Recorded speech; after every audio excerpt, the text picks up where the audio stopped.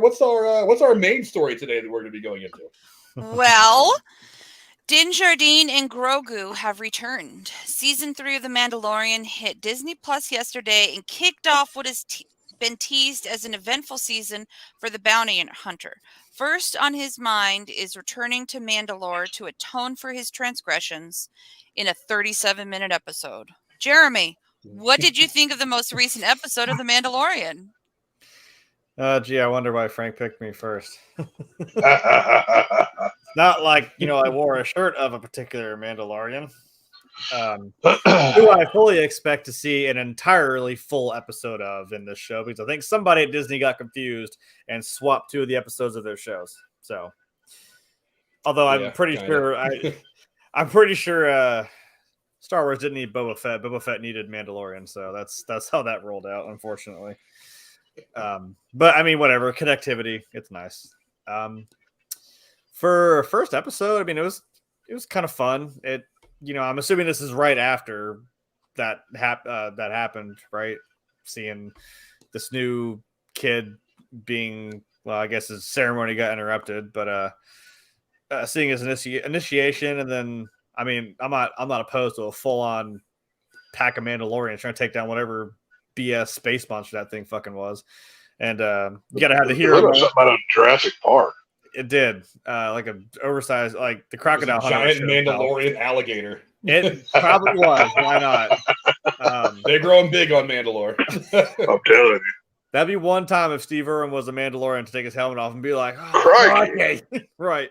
Yeah. He's angry." And then you gotta have the hero moment where he flies in and obviously saves the day. But interesting, kind of. I mean, this is where we're going now, where he has to, I guess, atone for taking his helmet off, because he seems to be more of the more restrictive sect of like Mandalorians who, it's the very traditional sense of it. And that was a great screen grab for the thumbnail, was Bo-Katan sitting there on her little throne, still acting like she runs shit. But I don't there was a real tensity in that scene. There was, but I'm like, because we know that there's something coming between those two. I mean, she even asked about the Darksaber in that scene, and she's still stewing over that. So that's what I'm saying. I'm like, there's something coming with that. You can sit there in your little boss chair, but I don't see a Darksaber in your hand, honey. So I don't think you have any right to say anything. Fuck her. I hate her character. Sorry. That is true. I'm like, she wants to be all whiny because she thinks she is rightfully the leader. I'm like, well, you may be, but you don't have the saber. And it's funny how you follow those own rules, but you're getting mad about it. I'm like, you didn't get it, so. Like you said, sit on it. Jesus Christ. But I mean, Kate Sackhoff is amazing. I don't think you could have cast anyone better for that. It works. She plays a really good asshole character. I'll say that. Kind of does. I mean, because you can tell, like Frank said, like the 2 of them walk in, and I mean, there was even the scene earlier. Like, it's a very spaghetti western showdown in the street. They're all just sitting there waiting to draw. It's like they're all looking at you in the eyes, good, the bad, and the ugly type. The 2 of them, they're in the room, and I'm like, oh my God. Right. So it's just so funny that, like, the one that kind of pisses me off is the armorer. I'm like, who the hell are you talking to? He has the saber. Why are you going to get mad at him? Like, he could tell you to fuck off. You're not a Mandalorian anymore. Boom. Lawyered. I don't know. But interesting. I know it's not going to be an easy one-off just going there, because as they know, Mandalore was kind of screwed over. Or at least so they say. There's a lot of mystery surrounding this, and even Bo-Katan kind of tells them, like, well, there's no point, But they're kind of like, well, fine, dude. If you want to go for it. They're like, fine, risk your own life. We don't care. But I know it's not going to be that easy, and there's going to be other things along the way that come up in this quest, which I guess kind of did, because we're gonna maybe try to get IG-11 back, which is an interesting subplot. So. Kind of short episode, but hey, I mean, we got our footing here, so see where it takes us. Tex, what do you think of the first episode? Again, a whole lot of setup for what's coming. Not a whole lot individually for this episode, but it definitely laid the groundwork for a lot of stuff that's coming. What do you think of the first episode? I thought it was good. I mean, like I was telling Frank prior to coming on, I haven't watched everything as it came out, so I've been doing kind of going back to catch up, and I got just into the beginning of season 2. So where I watched this episode, the recap helped me kind of catch up to kind of place where we are now, because there's still a big chunk that I haven't seen. I didn't see Boba Fett yet, and I haven't finished season 2 all the way. Okay. So there's like a big chunk of the story that I haven't gone through. But I enjoyed the show. I mean, like I said, it's done well. Visually, it looks amazing. I mean, The Mandalorian is better than anything they're doing with Marvel or anything else. I can pretty confidently say that. From visual, from a storytelling, from everything else, I think this is probably the best stuff that Disney's putting out right now. And like I said, it was a quick episode. Like whenever I was watching it, I didn't look at the counter on the bottom. I was surprised when it did, and I'm like, oh, okay, well, yeah, that's over. That's a thing. So, See you next week. yeah, right. See you next week or whenever you put out the next one. But no, I thought it was good. They gave us a good recap. The shootout at the OK Corral, which is what I called the whole little battle scene there. That was just so cool. I was just waiting for that Western that wah wah wah to come in over it. If somebody could do an edit on that, put it on YouTube, that'd be great. That'd be cool. But that was a lot of fun. And then obviously, the Jurassic Park dinosaur coming in out of nowhere. I was like, oh, we're crossing streams all over the place here. So, this is fun. And then like the scene where they're having the chase in space, that seemed to, I don't know what it is about that scene was different than other kind of space fights that I've seen in Star Wars, but that one felt different for some reason. And I don't know why. But I really enjoyed it. It was very quick. It was very fast paced. It seemed like maybe it was more realistic than some, slower drawn out ones they've had in Star Wars in the past. I'm not really sure. Maybe because he was a little more tactical about it. Maybe it wasn't just a one-on-one. Like he was doing, like he was hiding, coming back out. I don't know. It was really cool though the way they handled it. And I don't know. It was a fun episode. I wish it was longer. And I mean, apparently all these episodes are going to be 30 to 45 minutes long or something, Frank. Is that what you said? Yeah, something like that. I mean, I had kind of planned on this entire show today being on breaking down Mandalorian, but as soon as I got on Disney Plus and looked at the first episode, I was like 37 minutes. Right. I was like, I wonder if I can carry a show for an hour and a half with that. I mean, how many episodes are going to be in the season though? They've been about 9. I think 9 for every season. I'm pretty sure. I thought the first one had 10 chapters in the first season. So I don't know, 9 or 10. Bottom line is, I don't know. Either way, whatever. They're only like 30. They're only 35 to 45 minutes long. I think the longest one so far was like 50 minutes. Yeah, I guess you're right. So now, they're all going to be in the 40 to 45 minute range at the longest. There is one thing I was looking up before I got on here tonight. Apparently, Grogu. I was going to call him Gogurt, but I'm an idiot. So Grogu. That's the next Mel Brooks fucking spin. Right. Now it's Gogurt. Well, that'd be fucking. I said Gogurt because that's what I joke with my youngest about. Because no, it's blah blah blah. Well, he still needs to make Spaceballs too. He did just make History of the World Part 2. Well, yes. Apparently, Grogu spent Apparently, this is 2 years after he spent time with Luke. Like, apparently, that's the timeline we're working on now. Apparently, that's what Jon Favreau came out and said recently or something. That was a quick 2 years then. Jesus. Right. That's what I'm saying. So, like, there's a big story time chunk of time that they could tell stories about that I'm sure we would all love to see more Luke Skywalker not be ruined by Disney like they did in that god-awful movie they made. So, I'm curious in the time jumping that they're doing here. I don't know, though. I did enjoy it. It didn't feel like a big time jump. If it was 2 years after when they get back together in the last couple episodes, That was quick. Then didn't mention it. That's what Favreau said. He said that Grogu had spent 2 years with Luke in training or whatever. So I don't know. Like I said, I'm not as up to date on the Mandalorian timeline as others, but I don't know. I guess to be fair, I mean, when we came across Navarro, right, it seemed like they had, right. I mean, when he walks in, he's like, oh, this looks different. It doesn't look like the same place anymore. It looked like some things had changed, and that probably didn't happen, overnight. I mean, maybe even a month or two. Like, so maybe there was some time, but not, I don't know if it was 2 years. Maybe kind of offbeat question, though, is I don't know. Is Star Wars Galaxy's Edge in Disney parks is is that Navarro that you see in the parks? Because it looks very similar to it, or is that a different place? I think it's supposed to be mostly Mos Eisley. It's something like Okay, I didn't know. I didn't know which one it was because it looked very much like it. I wasn't for sure. I'm trying to. Yeah, it is called something. It might be something like Mos Eisley because I mean Not having they do been have. either one of them. I've seen a lot of pictures and I've seen like aerial views of it and stuff. It looks like Mos Eisley. I mean they have the Millennium Falcon there, so it might be. Yeah.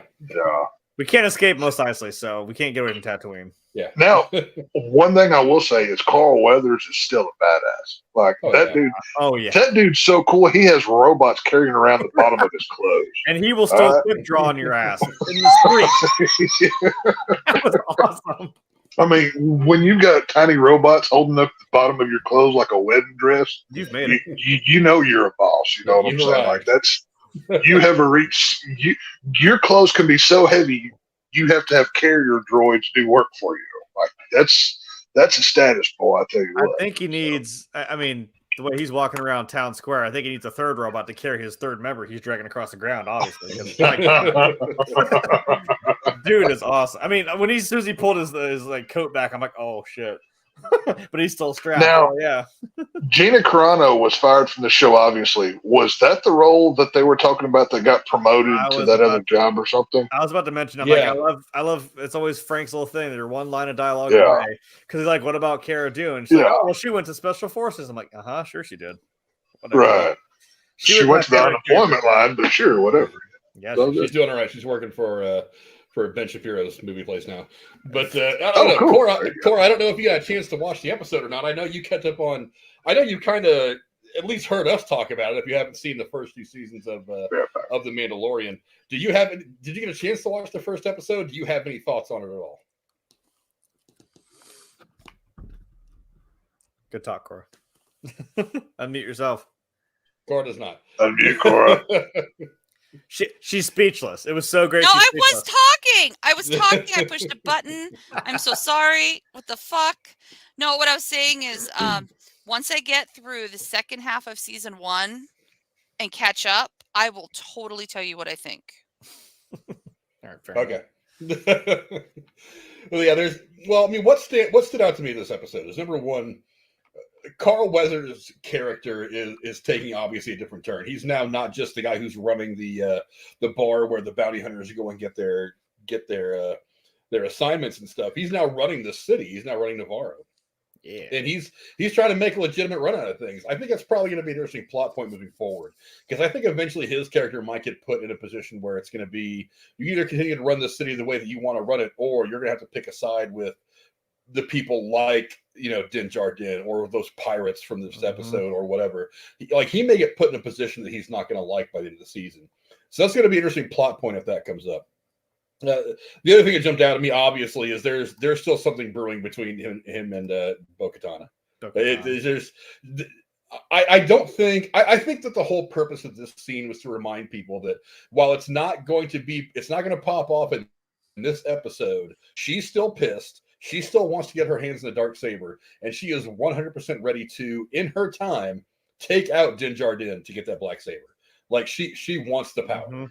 And I think you can tell by the look in her eyes and the way that she interacts with him through that one scene that she is going to be a significant part of this at some point by the end of the season.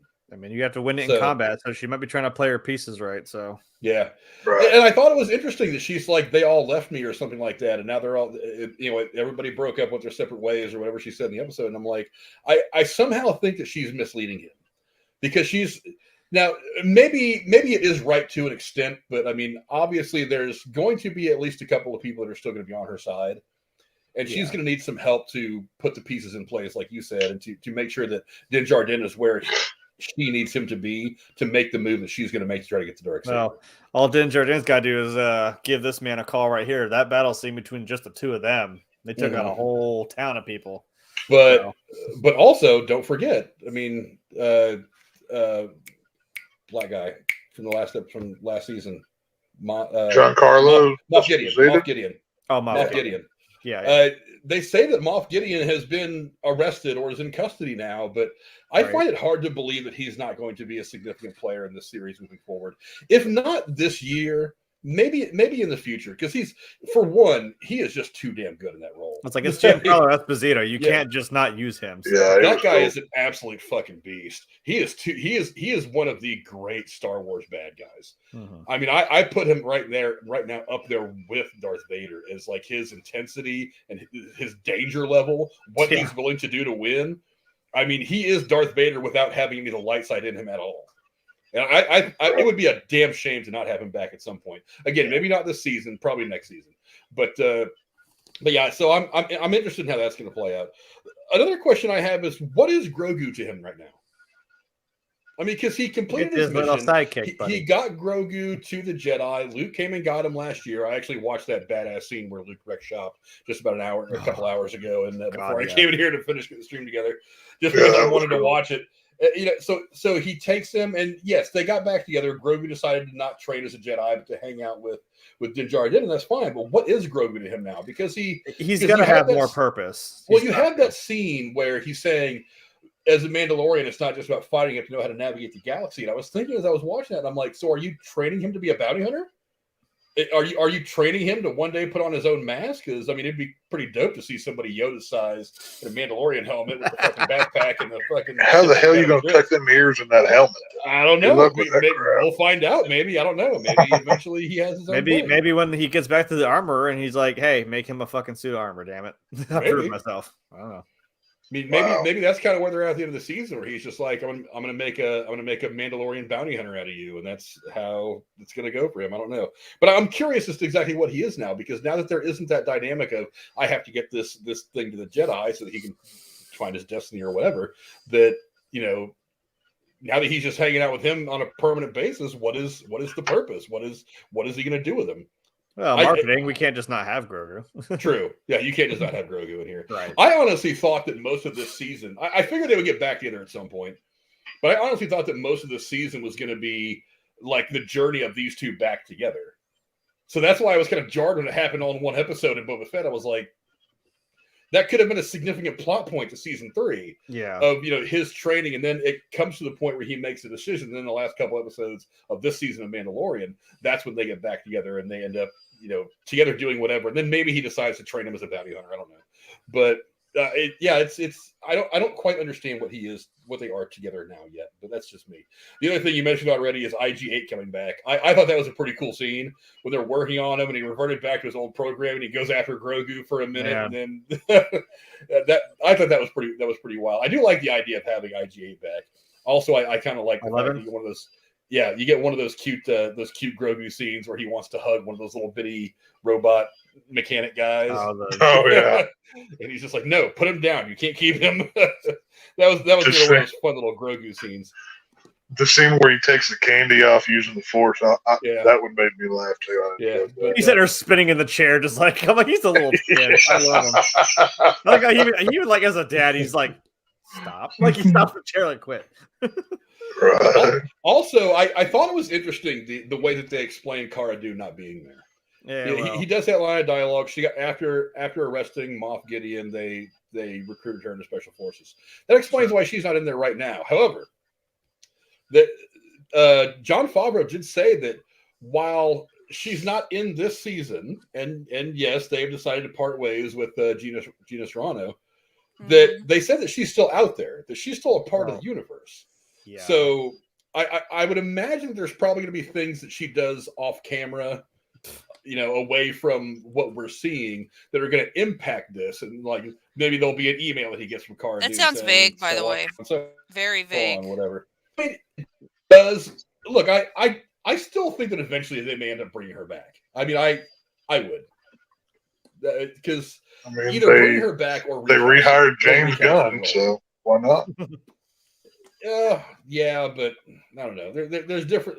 There are some differences in the situation, but I mean, I don't know. I personally would bring her back. I think it'd be quite a coup, and to top it off, you get a lot of goodwill from a lot of the fans that like her.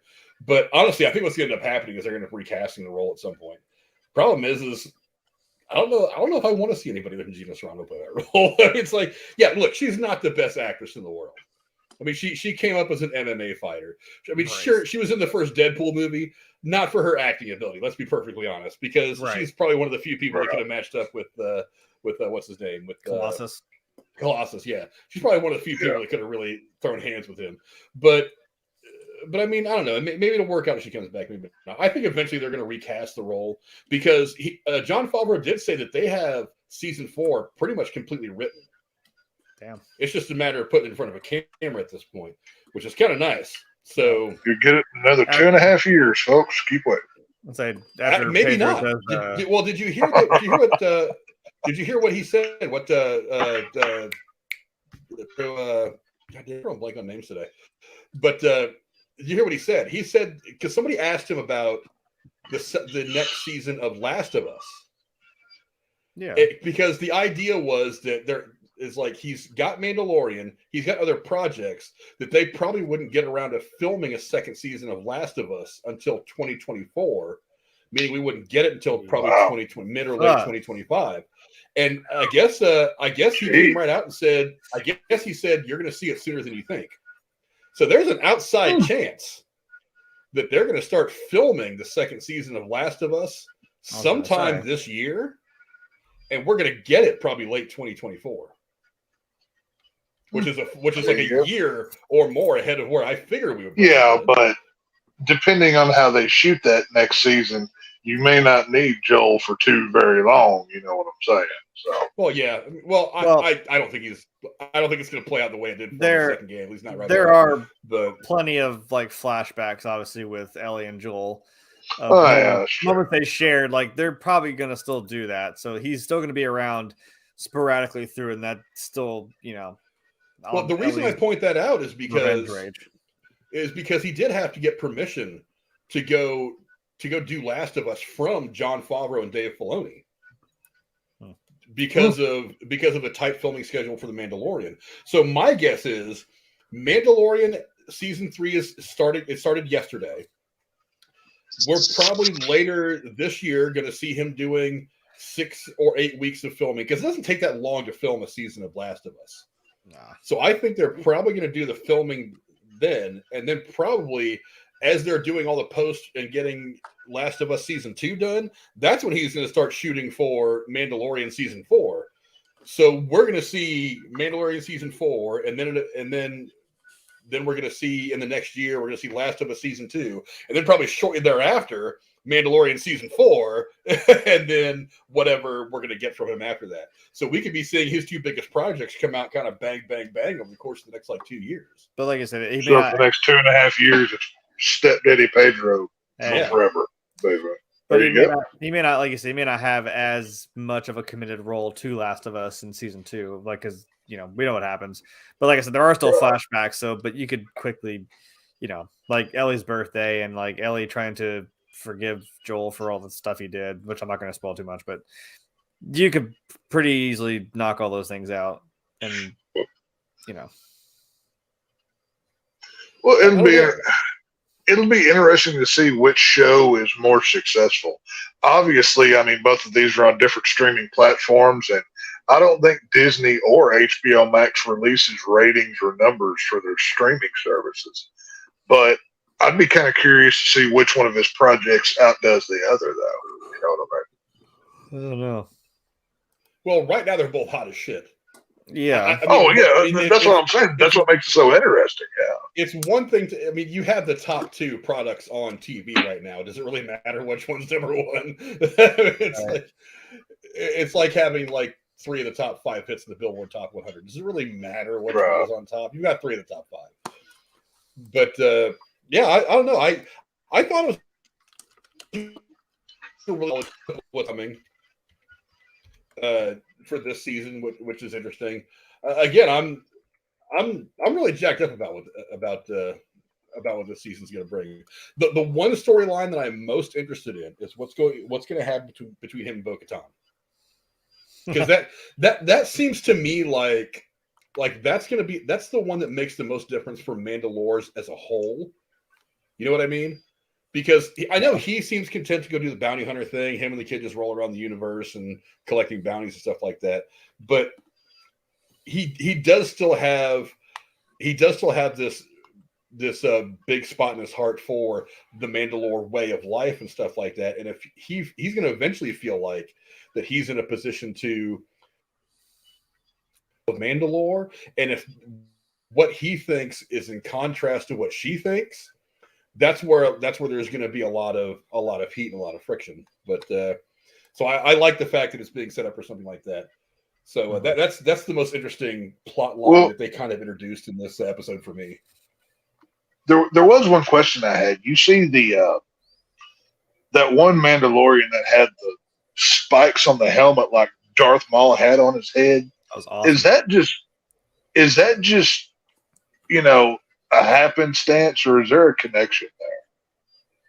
I think it just happened to be that way. I mean, because you notice all their helmets, all their helmets are kind of unique to them. It is very much right. Like, well, it's the paint job, the style, like the stuff on it. Like you said, he got the little insignia of that beast on his little shoulder pauldron. So it's like, I mean, it is like real life. Your armor will tell a whole story or tell you a whole thing about you. So that's kind of where they're coming from. So unless underneath there, I mean, we'll never know, I guess. But unless underneath there, he's a Sith or a Zabrak like Darth Maul is. I mean, he could be. We don't know. I know in the Clone Wars animated show. There's a reason why I bring it up. Darth Maul had like his own team of like Mandalorians that followed him or something. Or could we be getting like a return of the Darth Maul to this world? Which I would love to see because he's one of my favorite Star Wars guys. You don't think so? There was a lot of blowback from him being at the end of the Solo movie. People were like, really? Come on. We saw him get cut in half by. Well, we saw him get cut in half. I thought, look, I was very much the same way. I'm like, fuck him, he died in the first movie. Now it is a shame because he was one of the coolest. Oh, so cool, dude. Like, however, I mean, I know. I love his Star Wars, whatever. Right. I had that was a big pill I had to swallow with the Clone Wars. I'm like, whatever, okay, fine, he's back. He's got his little stupid robot legs, whatever. Yeah. But it's still interesting seeing him be there. But I was like thinking of the timeline of Solo. You're welcome, Cora. His stupid little robot legs. I'm just imagining like robot legs dancing on their own with a body attached. Go Google it. It's bad. it looks kind of ridiculous. I mean, we already kind of did that though. And was it? No, it was Boba Fett, right? It was Boba Fett. Those little fucking the Vespa people too. They also had these weird enhancements you can do to people. I'm like, that doesn't seem that far fetched in this world of Star Wars. So, have you watched Boba Fett yet, Cora? Because it's going to be hysterical. I got the impression I shouldn't waste my time. Well, I mean, come on though. If Darth Vader, if Darth Vader, who is like the most treasured villain of all time, can get legs cut off, arms removed, almost burned to death, and he sounds like an asthmatic dying man 24/7, can still be alive. You're telling me somebody who just got cut off at the waist can't come back? Come on now. Like, let's be real here. I think he's got a point there. Just say it. Cora, if I told you, I mean, don't let this try to carry the whole Boba Fett show for you, but if I told you Danny Trejo was a Rancor handler, that kind of helps its credibility a little bit. Love me some Machete. We got Machete. That was pretty awesome.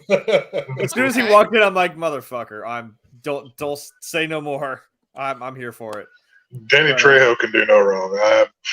Whether it's from Dusk Till Dawn to Machete to whatever, I am eternally a fan of Danny Trejo. So, yeah, but I don't know. I didn't hate it. I in terms of Solo, I'm like, yeah, he's still around. Crimson Dawn is still a thing. So Darth Maul being there is not out of the question. So, well, I found it very odd that they so predominantly showed that helmet with obvious Darth Maul spikes on the head, and I know that he at one point had that Darksaber thingy and is tied to the Mandalorian. So are they doing a Darth Maul thing? Because if so, they have my money and attention. So it could just be ornamental adornments and shit. I don't know. Odds are it's probably just an Easter egg, and I'm just making too much of it. Honestly, it's all connected. I don't know. But hey, some Easter eggs end up being really pivotal. Right. Predicted things, so don't undercredit yourself on this. So right. Speaking of which, I want to know who that fucking kid was. All of a sudden, we're just like christening this new kid into the Mandalorian. I'm like, what? Right. And then we got I interrupted by honestly again. thought that Like, was a flashback at first to him being christened like an official. That's what I That's a thought, good too. guess. That's what I thought. You know? yeah. But Because I thought I was like, it would make sense because as he's getting christened in reprimanded. and getting jumped in or however you want to put it, and Oh. fucking baptized whatever as a Mandalore. For one, the kid looked a lot like him. He did kind of look a lot like the young Boba Fett that we saw in the prequels. yeah. Right. Jango Fett's kid. So he looked a lot like him. So I was kind of like, well, maybe this could be him. And then as the giant dinosaur alligator attacks, I was just like, this totally could be something that happened as he was getting his Mandalorian wings, and then maybe he does something to kill this giant alligator, and that Oh, he did. So that kind of what builds his mystique. And then you see actually him coming with Grogu and his little Federation fighter and blast it to the side and kill it. I was like, oh, so he just rolls up in here and kind of takes care of it. Okay, Right. I was kind of hoping it was a flashback because that would have kind of added to the mystique of who Din Djarin is. But it was still a pretty badass scene the way it played out.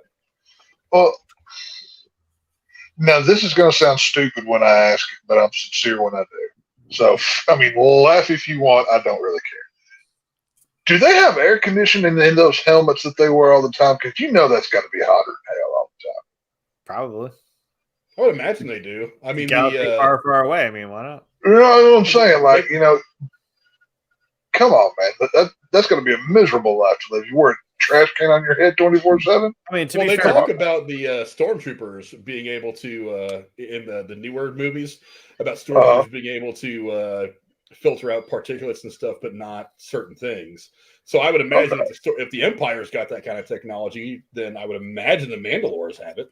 yeah, I'm like, if you're looking at all the technology that's in Vader's suit alone, it's like, yeah, they probably do. These are people. This is a race of people that went to war with the Jedi. So I mean, yeah. you got to be comfy when you're trying to fight, space wizards with lightsabers. So probably. Space wizards with lightsabers. They're space wizards, man. I don't know what to tell you. I'm calling them space wizards from now on. That's what I call them. Hey, they were smart enough to use like actual like metallic bullets because they're like, oh, they're blast. They can block blasters, and they're like, yeah, you can't block this.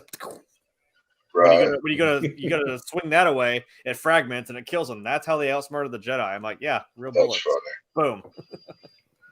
I don't know. I do like the idea of a tiny little Jedi Grogu bounty hunter thingy with the weird helmet over his floppy ears. I can't wait to get the toy of that because they're going to market the hell out of that thing. So, or they can make his little orb out of the Beskar and just that's his little battle thing. Oh, that's right. That's not a bad idea, actually. Well, I guarantee you, there's Beskar chainmail. Yeah. There's probably fan art of Grogu with a Mandalorian helmet on already somewhere on the internet somewhere. There's one where it had like the scene of Luke Skywalker where he's like choose and he just says like screw you. He took both. He's got the chainmail. He's got like a gun. And he's got his little lightsaber. I'm like hell yeah. That one is Grogu as the clicker. Like I said, that's some nightmare fuel right there. You're done, buddy. Or you could just cut little holes and let his little ears stick out. It'd be adorable. Oh, that'd be so. Well, like you said, those helmets are highly personalized for every bounty hunter. Yeah, put a little slit in the side so he can slide it right over his ears. Makes sense. He could have an Iron Man helmet where like the face comes up and comes back down and just that's how his works. You know what I mean? Almost like Captain America's. He's got the eye holes, but he's got like his little ear still sticking out. You know what I mean? Like just a little chin strap and yeah. Hell yeah, you could do it. One of the things that I've always wanted to see touched upon in Star Wars that never has been, and maybe they plan on doing this at some point. I don't know. Is the idea of the Gray Jedi? I think I wonder if that's kind of what Grogu could be.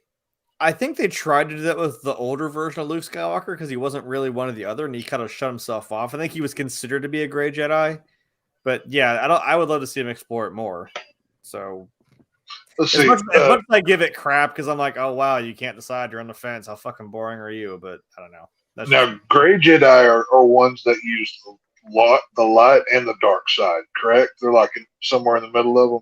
Yeah, and they're like, and her ideology isn't really like, oh, it's dark side or it's all light side. It is like they are really truly the balance of the Force. Like, I mean, but to be fair, I've always seen the Jedi as very, very much one-sided. Like, I mean, you're kidnapping children. Like, oh yeah, can't see mommy anymore. We're gonna brainwash you. Like if you don't see that as a problem, then you've got issues. It's not like the Sith don't do it too, though. Yeah, but the Sith are so much cooler when they do it, though. I always want to. I know. It's again different ideology, but they do kind of do the same thing. They hang out on planets surrounded by lava. they have a whole planet. You wouldn't want. That would be so cool to have a layer on a lava planet. Yeah, it'd be a little hot. You need to get air conditioning. Vader did that. It's better than having Mace Windu tell you what to do all the time. That was going to get old real quick. Oh, no, I'd snap and probably kill him too. But that's beside the point. Look up Vader's fortress. He built a fucking castle on Mustafar. Yeah, we actually got to see a little bit of it in Obi-Wan. True. Yeah. So he did do that. I mean, it is badass. I ain't gonna lie. I don't know. I'm curious. How old is Grogu right now? I know he's not like 50. Yeah, they say that he's young for whatever his race is. Yeah, because Yoda was 900 years old. Yeah. Yoda was like 1,000 years old in the movies or whatever. So yeah. So he's 50 years old, and I guess to use a D&D term, like common tongue or common year or common time.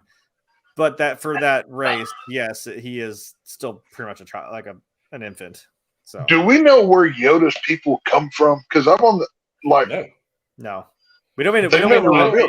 I don't think we don't know what they are. Yeah, the name of his species has never been revealed in all of Star Wars lore. Okay.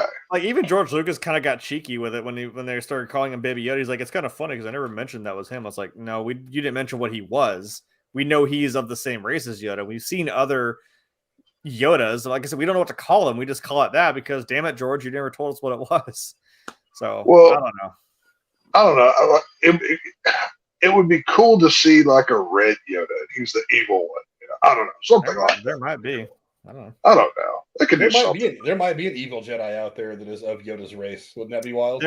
Even though it's not canon, was he a bounty hunter? There was a female of Yoda's species. Yaddle. Yeah. No, I mean of a Gungan who was like a Sith, and he was like red, and he had like no. There was one that was a bounty hunter, and he had like a missing Darth Jar Jar. No, because I was gonna say in the definitely not canon game of Force Unleashed, there was an enemy that was a Gungan. I don't think he was a Jedi, but he was like a bounty hunter of some sort. I still say that Darth Jar Jar would have been really cool to see. I wish we would have gotten to see it, but I know I'm in the minority. We don't know how long Gungans live. Who knows? Well, one of the big questions surrounding Grogu at all is how did he escape Order 66? Yeah, that is right. I've been trying to figure out how this timeline works. Maybe he ran into Cal Kestis. Now here's kind of that could be because there's a lot of people theorizing. Remember the beginning of this episode when they're going through hyperspace and you see those things look like humpback whales that are swimming? What the hell was that? I know how he escaped, Frank. He was on Ryza on vacation. Yes, with Picard, yes. When Picard got mixed up with that brunette and that whole fucking archaeological thing, right? Yeah, because I'm a Star Trek nerd too. But so you're gonna say apparently I couldn't follow that. Apparently, those things that were swimming in hyperspace have something to do with Ezra or something like that, or some kind of connection to some of the animated stuff. I didn't get a chance to actually read this article because I was too busy trying to get stuff together. Yeah, from some of the animated stuff. Yeah, maybe or something like that. I forget what it is. That wasn't Clone Wars. What's that other animated show? Rebels. But the Rebels. Rebels is how did he escape Order 66? Because I was trying to think about the timeline. Mandalorian takes place after the events of Return of the Jedi. Yes. So I'm thinking to myself, this takes place a lot of years after Order 66. So yeah. Technically speaking, Grogu could have been there, and then all of a sudden it started to make sense. Because at first I was like, "There's like 30 years between these two things." Yeah, I don't know how they match up. And then I got to thinking about it. I'm like, "Where do we even start this whole journey?" We start this whole journey with somebody wanting Baby Yoda for one reason or another. The question still hasn't been answered as to why. Yeah, it was people from the Empire. Maybe like in Harry it was Potter, people from the Empire. Blood, his blood gives people immortal life. Maybe, but we don't know why the Empire really wanted him. It just kind of is loosely explained as to they wanted to study him or dissect him or whatever. But the question is how did they know he was even out there? And B, I mean, how did he escape the Jedi Temple? I mean, assuming that he was there as an even younger Grogu. So there's this theory going around that you could fix a couple of problems in Star Wars canon by saying that it was actually Jar Jar that got him out. That Jar Jar rolled up in there and was only able to save one youngling, so he was just like, "I'm going to grab this dude's bounce." I'm going to have to. And that this is one of the things they could do is this is a way to try to give people a little bit better of an opinion of the whole Jar Jar character. Is he's the one that saved Grogu. That is a bold fucking step to take, though, because you are going to piss a lot of people off. John Favreau said that there is going to be an explanation as to how he escaped Order 66 at some point in the future, either this season or next season. So that's a big question, and there's a running theory out there that Jar Jar is the one that saved him.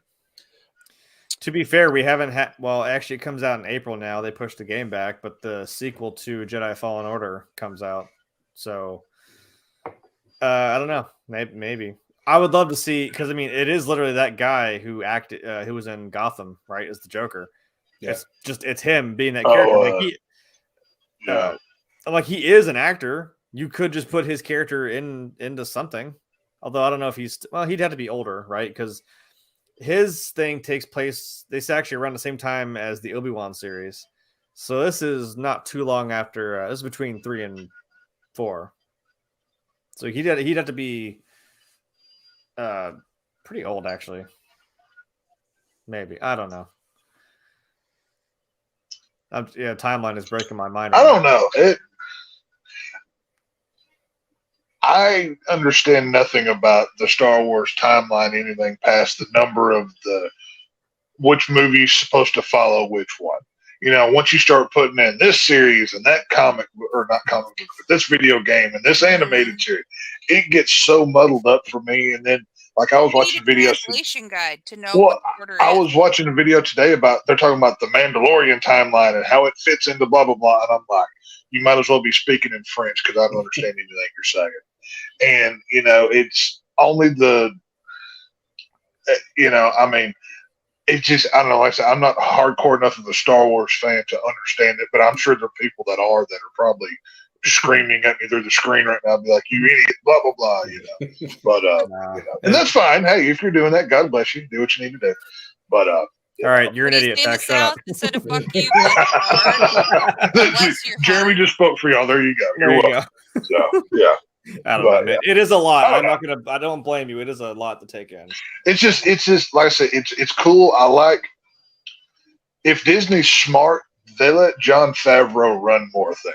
I think he's their answer to a lot of these problems they've been having creatively, because the dude can deliver. Huh? Oh, I saw the comment. I said, "Oh crap, here comes Patrick." Oh boy. I smell bacon. Big bacon in that. I smell bacon. That's our boy, Big Bacon. But okay. Yeah, well, I mean, there's still this running theory out there that Jon Favreau might take over for Kathleen Kennedy once she makes her exit sometime this summer. So please, I'd be okay with that. Him and Filoni, I'd be okay with that. I wouldn't if I were him, but that's just me. Yeah. I think he's a creative. I think that if you take him out of the role that he's in now and put him in charge of Lucasfilm, it makes it. He's not involved with the creative aspects of what's going on at Lucasfilm. He's involved with like the day-to-day business, running the X's and O's and stuff like that. I think he's a creative. I think that's where he wants to be. I think that's where he should be. I think that's where he's going to do his best work. Because we all keep saying that Bob Iger went his biggest job over the course of his show run that he came back as CEO is to find his replacement. Remember, he's also apparently got to find a replacement for Kathleen Kennedy, because we talked about it already. All signs are that after Indiana Jones 5 comes out, that she's going to be stepping away too. She gone. So now it's finding somebody to run Lucasfilm. Bring Georgie back. I don't know. I think George Lucas is so jaded at this point. He wants nothing to do with it but collect the paycheck. That's why he sold it. That's all he cares about. He said, "Screw it, he's done." Yeah. Right. I mean, that they've already beaten that horse to death. You might as well just bury it. You know what I mean? Like, there's no going back. Bury it in the sand, like they did. Well, but I don't know. Go ahead. Go ahead. No, go ahead real quick. Oh yeah, no, I was just gonna say, like I said, for somebody like me, I'm not a huge Star Wars, fanboy nerd, whatever you want to say. I'm not a huge mark like Jeremy over here. I don't own any merchandise, but Mandalorian is the best thing that I've seen of Star Wars in a long time. So, I'm down with it. Hold on a second. We don't need to see your ass, Jeremy. Why are you doing come on. I just brought the views. Shut up. And everybody just clicked the downvote button when Jeremy put his butt on screen, but it's all good. Oh, fucker. Hold on. No feet on the couch. Sorry. No. I was having a flashback to my childhood. In the words of Red Foreman, I'm going to put my foot in your ass. There you go. All right. Dumbass. Dumbass. Look at that. Little Razor Crest. We even got the speeder bike. And sitting in the little side pocket. There he is. There's a little Gogurt. Yep. But yeah, can't tell me. I got like two things. Oh shit, the bike fell over. Two things of them, so That's cool. Yeah, I like it. Ah shit! I'm gonna flip him right out of the bike. Jesus. There we go. Well, we got the thumbs up from Rachel anyway. So thanks for that, Jeremy. You're like literally right there. She has to say that. You have to break lives. the fourth wall, Jeremy. Don't you? She has to Could have say that pretended she was lives in a with her. remote location, but no. You just have to on camera point. She's right there. Well, I'm sorry I broke the illusion for everybody. And I don't typically try to stare right at the camera because I'm like, it's not there. I know to ignore it, and also no Big Bacon. I don't have that because I don't have that kind of money. If I did, sure, I would definitely have the full size. Hey, to be fair, you asked me about the full sized Falcon, the $800, like the big Falcon. I mean, holy, do I not have some cred that I at least have that thing? Because it was fun. He even asked me, "What'd you think of it?" I'm like, "Well, it was fun. Just don't mess up because you'll hate yourself later." Yeah, right. I put something in. We put something in backwards, but it somehow still fit. But it didn't fit when we put it together collectively. So I'm like, I don't know. That took me a long time to figure out. And luckily, it was at the end. It was the cockpit, the little turn where the cockpit goes up to the front. But yes, make sure you take your time and do it right because you're going to be banging your head into the wall if you don't. Well, on the subject of Mandalorian, there is a birthday to celebrate today, related to the Mandalorian. Uh-oh. When she's not fighting for the rights of dinosaurs, she does sometimes follow in her famous father's footsteps and direct some episodes of the Mandalorian. Happy 42nd birthday to Bryce Dallas Howard. I don't know if you guys knew it was her birthday today. I know. I didn't know that. That's awesome. How old is she? 42. Looks amazing. Really? Hey, wow. It's just a number. She. I'll tell you what. I don't know if she's. Let me look real quick. I don't know if she was scheduled to direct any episodes this year. That'd be cool if she did that. Man. How funny would it be if she directed this one? That's why there was a big Jurassic Park dinosaur in it. That would be. She directed the one in season 1 where they end up at that village, and then you had like the AT-AT or whatever it was, the two-legged one coming through the trees. That very Jurassic Park-like shot. Yeah. Yeah. So yeah, she directed that episode, which was a shot very reminiscent of Jurassic Park. So let me try to pull up the third season real quick.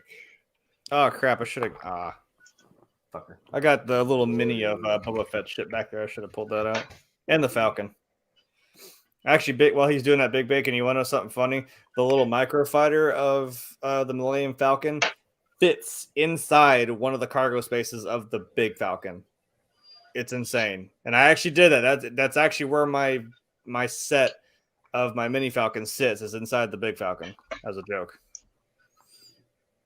So yeah, I don't own any Star Wars merchandise. I'm not sure I own the movies, to be honest with you. She is actually directing episode 6, chapter 22 of this season. Oh, nice. And there's supposed to be 8 episodes. Happy 42nd birthday to Bryce Dallas Howard. You're a fine piece of ass. So good for you. That's funny. But yeah, definitely has the directing in her genes. I mean, we all know who her dad is, legendary director, GOAT, future The Hulk. goat. Hey, I still say Howard, the who's made a whole bunch of movies out of it. the superior Howard is Clinton Howard of B movie horror fame, Ice Cream Man, and all the B movies that he's done over there.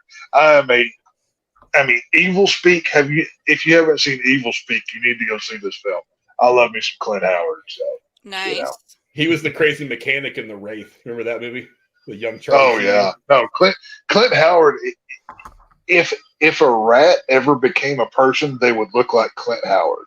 Like that's just like the guy went bald at like 12, and the hair just continues to grow on the side of his head, kind of like Krusty the Clown. He has a creepy vibe to him. That's why he makes such good B horror films. If you like I said, go watch Ice Cream Man and Evil Speak. That if I only had to recommend two, but the Howards are a Hollywood, legacy, obviously. So. Yeah, no doubt. But that seems like a good place to start wrapping things up for tonight. Again, Mandalorian season 3, episode 1, off to a really hot start, and hopefully things will work out as good as they can for Tom Sizemore. Again, a very unfortunate situation. Thanks to all of you who voted in the poll. See, a much closer poll than I thought. I really thought it was going to go one way or the other, but 15 of you voted, and 53% of you said no, you do not agree with banning kids from theaters under the age of 17 from theaters after 7:30. 46% of you said you do agree. I actually thought it was going to be way more heavy to the no. It's actually a lot closer than I thought it would be, but it's interesting. Nice. But again, only 15 votes, but I mean that's something. That's something. But yeah, thank you all for all of you who voted the poll. We very much appreciate it, and that's a good place to start wrapping things up. Thank you to my amazing co-host for coming and kicking with me tonight, Lady Cora. Where can the folks at home find you? Well, you won't find me planning the memorial service for Tex because he didn't die by a Texas sign tonight. So that's I haven't died yet. Hey, still on camera anyway. As soon as he signs off, yeah. Well, it's a good if thing. I die, so help me. If I die off screen in this movie, I'm going to be pissed. I better at least get it memorialized. So. But honestly, I'm not anywhere online. Looking forward to being here back on the show next Thursday.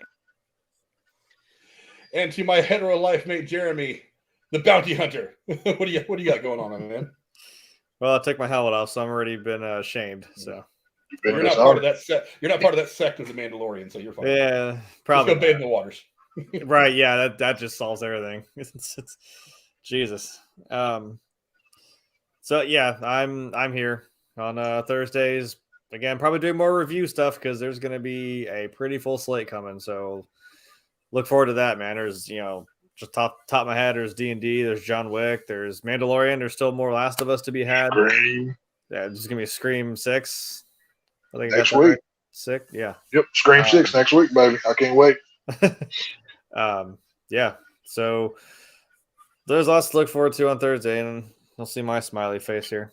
And again, like I said, Last of Us, that'll be whenever. I don't really know because now we got 2 shows of Pedro Pascal overlapping, but I mean, I'm not complaining. I don't think anyone is because this channel basically this turned into Pedro Pascal appreciation. So the Pedro Pascal network here. Yeah. So yeah. So on my own stuff, I have a YouTube and a Twitch. It's all the same name right there. You can see in the corner. I think I'm pointing at it now. Yeah. Immersion. Look at that. Which has absolutely nothing on it. But as I've mentioned several times, after Last of Us is over, I'll play back through the game. Because if you haven't played the game or anything like that, I mean, come experience it because it's a hell of a time. Especially, if you've seen the show, seeing it from this perspective would be kind of cool. Like I said, I'll try to play the second game, which, oh dear God, I don't know if I want to do that again. But I'll do it for the views, whatever, because I love you and stuff. I'm gonna be a great content creator. Yeah. Other than that, yeah, I have a Twitter, which I don't do shit with. So there you go. Do with it what you will. And to our good friend from down south, our man Tech. What do you got going on, my friend? Oh, not much. It's @/Vision on Twitter. It's my name right on the screen. Wednesdays and Fridays, I like to hang out with Casey's Raw over on his deal, so go check him out. And like to? Don't lie. Well, he gets it paid makes to me say that. he's not. It gonna makes tell me you feel that, better about me. but he does. Like it's I like. I know he didn't pay you to say that. I know he didn't. No, he didn't pay me to say that. He doesn't get paid No, to talk about the show, but when he's on the show, he gets paid. It's like, if you're feeling bad about yourself, just go walk around Walmart and see the crowd there. It's kind of like one of those things. But no, that's over on the Casey Israel channel. But no, one thing I did want to plug is I found a boob-filled slasher gore fest movie that I think needs some attention. And as my resolution was to highlight more independent horror, I found this film called Kill Her Goats. It's an upcoming slasher film. I heard the hair. Yeah. The hair is tremendous in this trailer. The hair is fantastic hair.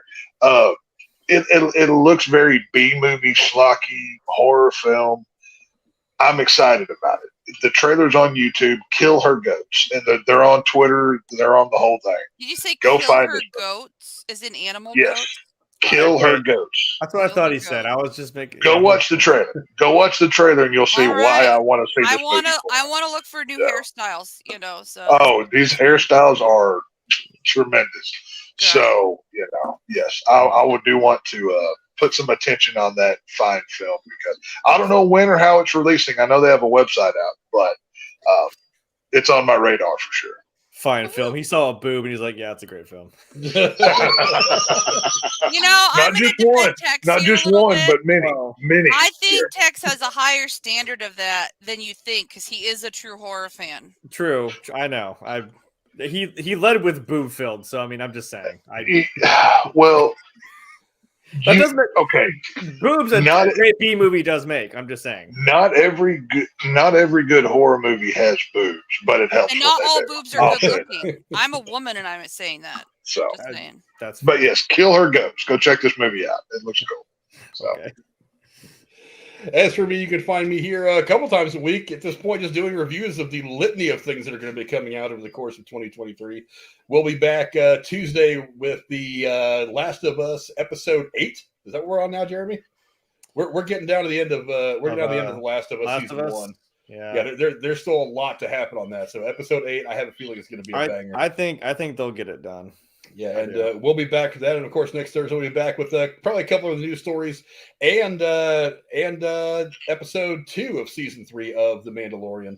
Hopefully some more crazy shit's going to go on. I swear to God, we're not done with Moff Gideon. Maybe not this year, maybe not this season, but he's going to be back. Giancarlo Esposito is way too good to not bring him back. And then also at some point here in the next week or two, Jeremy, I hope you've got a chance to see it, or you will. We're going to come on here. We're going to talk about both Cocaine Bear and Pooh Blood and Honey, because those two were, for different reasons, they were a lot of fun, worth talking about. They're going to be worth kind of their own videos. But we'll get on here and do a quick review of those. It won't be a long review, but it'll definitely be a review coming up at some point here in the next week or so.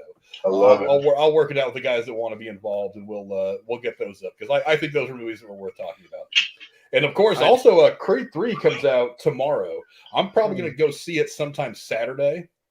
Nice. So there will be a quick out of the theater review coming up of Creed 3 coming up the next few days. So keep an eye on the channel for that. Don't forget to like and share and do all that stuff. Thank you guys all for coming and hanging out. I very much appreciate it. We will see you guys later on. Adios. Bye.